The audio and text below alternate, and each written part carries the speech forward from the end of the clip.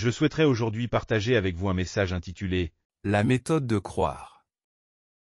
Le passage biblique d'aujourd'hui est tiré de Marc 11, 20 à 25. Lisons-les ensemble. Le lendemain matin, en passant, les disciples virent le figuier, il était desséché jusqu'aux racines. Se rappelant ce qui s'était passé, Pierre dit à Jésus, « Maître, regarde, le figuier que tu as maudit est desséché. » Jésus leur dit alors, « Ayez foi en Dieu. Je vous le dis en vérité, si quelqu'un dit à cette montagne, « Retire-toi de là et jette-toi dans la mer », et s'il ne doute pas dans son cœur mais croit que ce qu'il dit arrive, il le verra s'accomplir. C'est pourquoi je vous le dis, tout ce que vous demanderez en priant, croyez que vous l'avez reçu et cela vous sera accordé. Et lorsque vous êtes debout pour prier, si vous avez quelque chose contre quelqu'un, pardonnez-lui afin que votre Père céleste vous pardonne aussi vos fautes.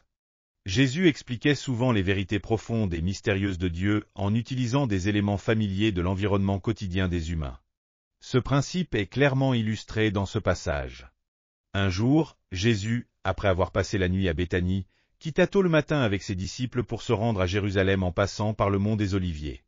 En montant à l'arrière du mont des Oliviers, il ressentit la faim et s'approcha d'un figuier. Cependant, bien que l'arbre fût couvert de feuilles, il n'avait pas de fruits. Jésus déclara alors, « Que jamais personne ne mange de ton fruit. » Marc 11, 14.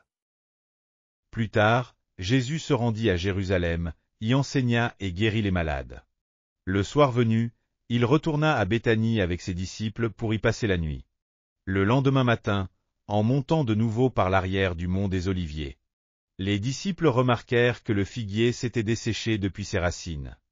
Ils dirent, « Rabbi, regarde, le figuier que tu as maudit s'est desséché. » Jésus leur répondit, « En vérité, je vous le dis, si quelqu'un dit à cette montagne, « Ôte-toi de là et jette-toi dans la mer », et qu'il ne doute pas dans son cœur, mais croit que ce qu'il dit arrivera, cela lui sera accordé. C'est pourquoi je vous dis, tout ce que vous demanderez dans la prière, croyez que vous l'avez reçu, et cela vous sera accordé. Et lorsque vous êtes debout pour prier, si vous avez quelque chose contre quelqu'un, pardonnez-lui, afin que votre Père qui est dans les cieux vous pardonne aussi vos fautes. Marc 11, 23 à 25. Ce passage révèle la méthode de la foi pour les chrétiens. Beaucoup de personnes déclarent facilement « Je crois, mais ignorent comment croire d'une méthode qui leur permettrait d'expérimenter les œuvres de Dieu, ce qui les plonge dans une grande perplexité. Ainsi, à travers ce passage, je souhaite vous expliquer aujourd'hui la méthode de croire selon les enseignements de Jésus. Tout d'abord, pour croire correctement en notre Seigneur, nos pensées doivent être transformées. La Bible déclare, « Ainsi la foi vient de ce qu'on entend, et ce qu'on entend vient de la parole de Christ. » Romains 10, 17. La foi naît à travers une transformation des pensées. C'est pourquoi, pour que vous ayez une véritable foi, vous devez d'abord écouter la parole, la méditer et permettre à vos pensées d'être transformées. Sans cette transformation, il est impossible d'avoir une foi solide. Jésus a dit, « Vous connaîtrez la vérité, et la vérité vous affranchira. » Jean 8, 32. En écoutant, en méditant et en comprenant la vérité, nous sommes libérés de toute oppression. Nous pouvons obtenir des pensées transformées par la croix. La croix est la source de la foi pour nous, chrétiens. Nous devons d'abord adopter cette pensée transformée. Par la croix, Jésus a réglé tous mes péchés, et je suis désormais justifié. De plus, nous devons aller plus loin et reconnaître que, par la croix, Jésus a également pris en charge nos maladies. La Bible nous enseigne, il a pris nos infirmités et il s'est chargé de nos maladies. Matthieu 8, 17. Non seulement cela, mais nous devons également adopter cette pensée transformée selon laquelle nous avons été libérés de la malédiction par la croix. Jésus a racheté nos malédictions sur la croix. Lui, qui était riche, s'est fait pauvre afin que nous soyons enrichis. Ainsi, nous devons croire que, par la croix, nous avons surmonté la malédiction et que nous avons reçu les riches bénédictions d'Abraham. De plus, nous devons adopter la pensée transformée selon laquelle, par la croix, nous avons reçu la vie éternelle et la résurrection. La mort de Jésus, c'est ma mort. La résurrection de Jésus, c'est ma résurrection. Le ciel de Jésus, c'est mon ciel. Et la vie de Jésus, c'est ma vie. Ces pensées inébranlables nous permettront de mener une vie de foi solide. Ainsi, si nous adoptons des pensées transformées dans la croix concernant la justice, la communion avec le Saint-Esprit, la guérison, la bénédiction et la vie éternelle dans le ciel, nous obtiendrons une foi ferme. Sans des pensées transformées dans la croix, il est impossible de croire aux promesses de la parole de Dieu. Dire « je crois » sans cette transformation ne fera que vous épuiser inutilement. La Bible déclare clairement « Or, à celui qui peut faire, par la puissance qui agit en nous, infiniment au-delà de tout ce que nous demandons ou pensons. » Éphésiens 3:20. Celui dont les pensées ont été transformées par la croix de Jésus-Christ possède une foi ferme et expérimente ainsi l'œuvre de Dieu. Deuxièmement, nous devons prier en ayant des rêves. Lorsqu'un architecte construit une maison, il travaille avec un plan et imagine la maison terminée tout en la construisant. Nous sommes des architectes de la foi. Ainsi, nous devons prier en appliquant la loi de la vision. Lorsque nous prions avec des rêves lumineux et éclatants, l'œuvre de la foi se manifeste en nous. Lorsque Dieu a promis à Abraham de lui donner la terre de Canaan, il a dit « Lève les yeux, et du lieu où tu es, regarde vers le nord et le midi, vers l'orient et l'occident. Car tout le pays que tu vois, je le donnerai à toi et à ta postérité pour toujours. » Genèse 13, 14-15. À partir de ce moment-là, Abraham a rêvé de cette terre, et selon sa foi, la terre de Canaan est devenue la sienne et celle de ses descendants. De plus, lorsque Dieu a promis à Abraham qu'il lui donnerait une descendance, il ne s'est pas contenté de le dire. Mais il lui a montré les étoiles du ciel en confirmant cette promesse. Alors la parole de l'Éternel lui fut adressée ainsi. Ce n'est pas lui qui sera ton héritier, mais celui qui sortira de toi sera ton héritier. Et après l'avoir conduit dehors, il dit, regarde vers le ciel et compte les étoiles, si tu peux les compter. Et il lui dit, telle sera ta postérité. Genèse 15, 4-5. À partir de ce moment-là, bien qu'Abraham soit dans une condition où son âge avancé ne lui permettait pas d'avoir des enfants, il a contemplé les étoiles et a nourri un rêve éclatant concernant sa descendance. Par ce rêve, il a obtenu la foi, et finalement, il a reçu Isaac. Lorsque nous avons un rêve concernant ce que nous demandons et que nous l'imaginons accompli, nous pouvons conserver notre foi. De la même méthode qu'un enfant ne peut naître sans une mère, la foi ne peut naître sans un rêve. Le rêve est la mère qui donne naissance à la pensée de la foi. Ainsi, chers frères et sœurs en Christ, rêvez brillamment de voir les promesses de Dieu se manifester dans votre vie quotidienne. Même si vos circonstances semblent aussi sombres que la nuit, ne renoncez jamais à vos rêves. Les rêves vous donnent foi et courage. Une personne qui a un rêve n'a pas peur des épreuves. Mais une personne sans rêve finit par échouer même face aux plus petites difficultés. Troisièmement, nous devons prier en croyant que nous avons déjà reçu ce que nous demandons. Jésus a dit, « Tout ce que vous demanderez en mon nom, je le ferai, afin que le Père soit glorifié dans le Fils. Si vous me demandez quelque chose en mon nom, je le ferai. » Jean 14, 13-14. Lorsque nous prions avec des rêves et croyons que ce que nous demandons est déjà accompli, cette foi nous soutient et nous guide sur le chemin de la victoire. C'est ce que l'on appelle une foi débordant du cœur. Par conséquent, nous devons nous appuyer sur le Saint-Esprit et bannir le doute. Celui qui doute des promesses de Dieu ne peut expérimenter ses réponses. Il y a quelques jours, j'ai expérimenté la puissance extraordinaire de Dieu. De retour d'un voyage missionnaire à l'étranger, j'étais submergé par les tâches accumulées, ce qui m'a poussé à forcer sur mon corps. Cela a entraîné des douleurs inhabituelles dans le bas de mon abdomen et des douleurs lombaires. Il semblait que mes reins avaient développé une inflammation. J'ai prié Dieu avec un rêve précis en tête. J'ai eu une vision éclatante de Jésus touchant mes reins avec ses mains portant les marques des clous. Bien que je souffrais physiquement, je ne me suis pas fié à mes sensations, mais j'ai placé ma foi dans la guérison de Dieu. Après une semaine ainsi, j'ai participé à une convention spéciale au temple de Gangnam. Avant de prêcher, assis sur une chaise, je priais, mais une douleur encore plus intense m'envahit. Alors, j'ai dit à Dieu, « Seigneur, si vous ne me guérissez pas, je ne pourrai pas accomplir cette mission. Sans votre puissance, il m'est impossible de prêcher en ce moment. Seigneur, guérissez-moi dès maintenant. » Pendant ce temps, je continuais à visualiser Jésus tenant mes reins et les guérissant. Je ne m'appuyais pas sur mes sensations, mais sur le miracle de Dieu. Soudain, une foi ardente dépassant toute logique humaine s'est levée en moi. En même temps, comme il est écrit, « Celui qui siège dans les cieux rit, le Seigneur se moque d'eux. » Psaume 2,4. J'ai distinctement entendu la voix de Dieu se moquant de Satan. Dieu disait en se moquant, « Satan, quitte ce corps. Ce corps est un vase que j'utilise. Avant le temps fixé, tu ne peux pas le détruire. Peu importe à quel point tu essaies de le détruire par la maladie, je ne te le permets pas. Retire-toi. À cet instant, la douleur insupportable que je ressentais a disparu d'un coup. Et un courage brûlant ainsi qu'une force pour proclamer la parole de Dieu m'ont envahi.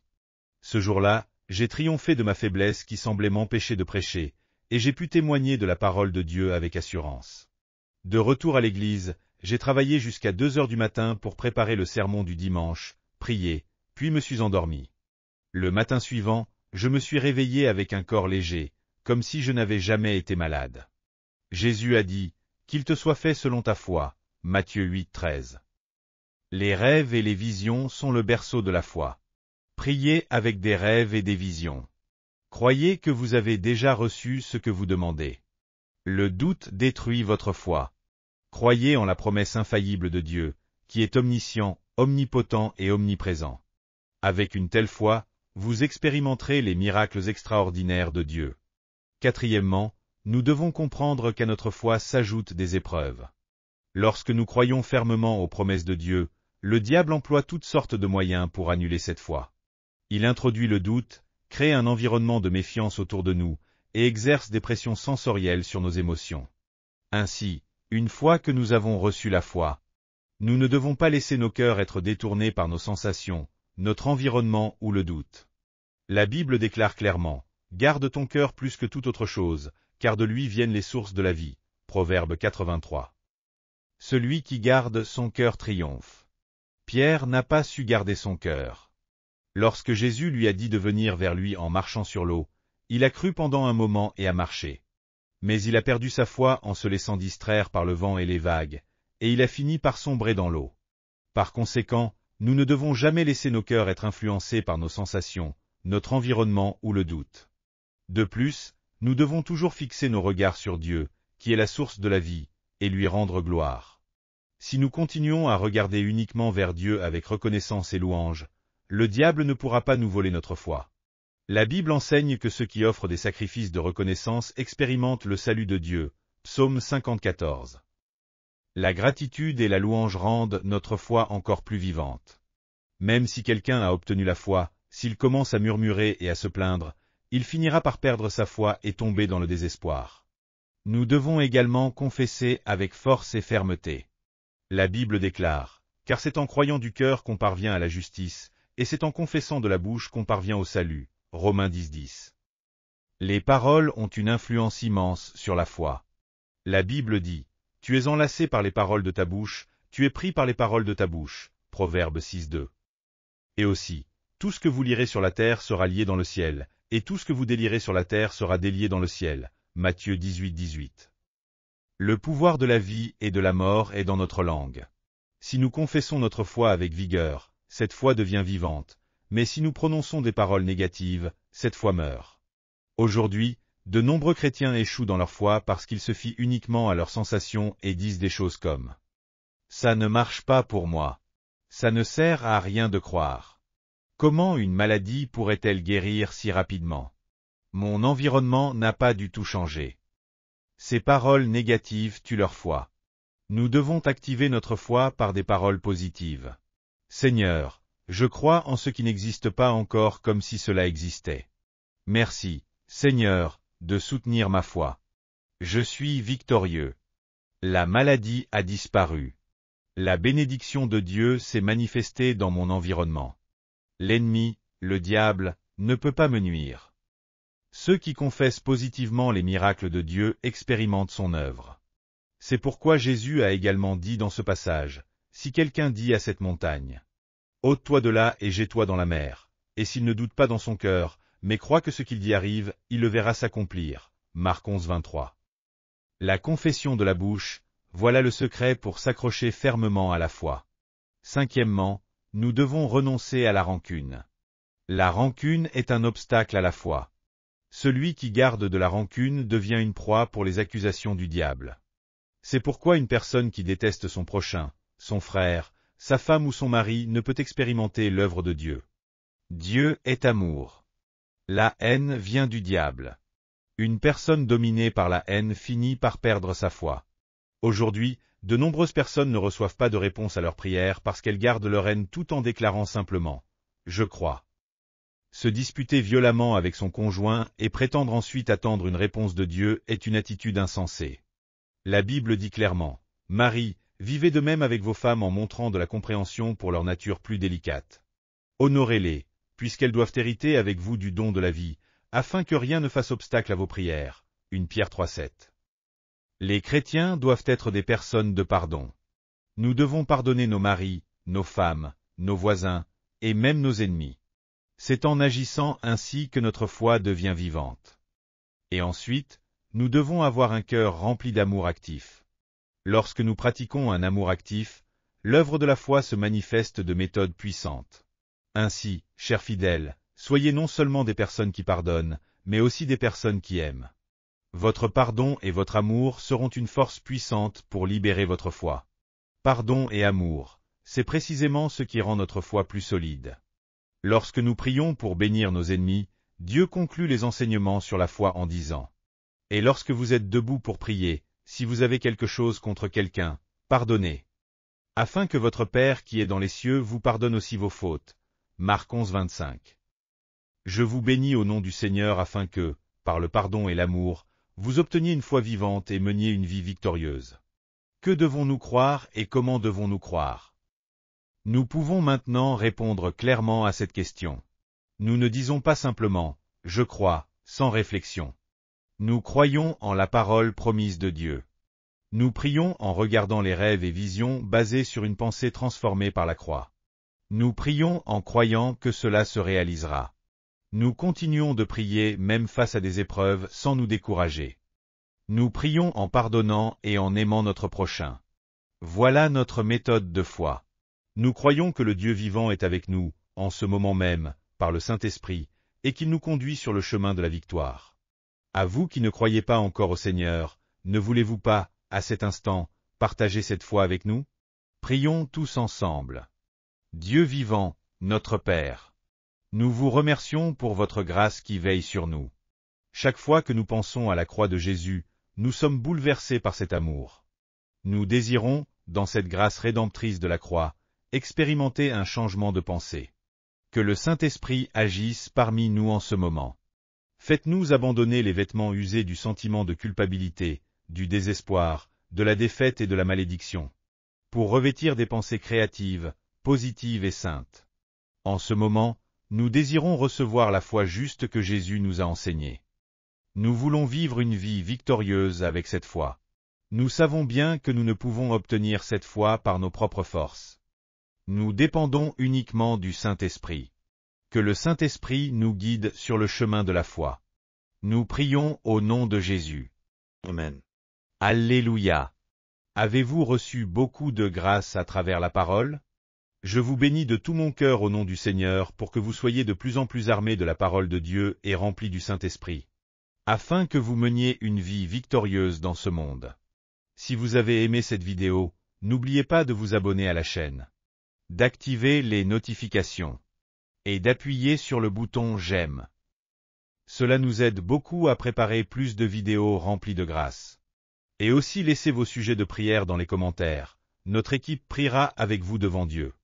Nous nous retrouverons avec joie dans la prochaine vidéo.